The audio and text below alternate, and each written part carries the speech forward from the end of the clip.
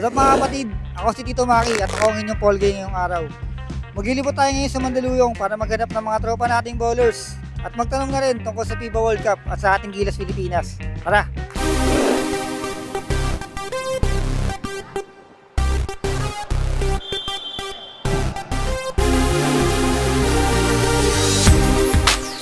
Sinong Gilas player ang favorite mo? Si Scottie Thompson kung maglalaro man. Kai Soto. Siyempre, Scottie Thompson. Si Jordan Clarkson.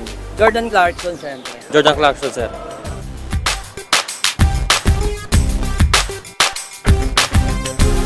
Ilang panalo makakuha ng Gilas ngayong World Cup? We're hoping for 2 wins. Dalawa? Mga 3-4, ganyan. Makukuha natin 3 straight wins. Lahat ng pananalo. Tuloy-tuloy lang yung panalo, Pilipinas.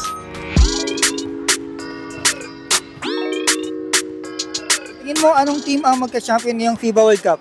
Siyempre, Philippines tayo. Kahit malakas kalaban, Pilipinas pa rin tayo. Go Gilas! Pilipinas, syempre. USA. Siyempre, ang Gilas natin. USA.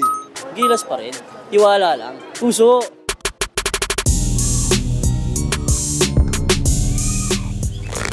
So ayun na nga, nabigyan natin ng opinion ng mga tropa nating bowlers tungkol sa FIBA World Cup at sa ating Gilas Pilipinas. Excited na ako mapanood ng FIBA World Cup na dito mismo gaganapin sa Pilipinas.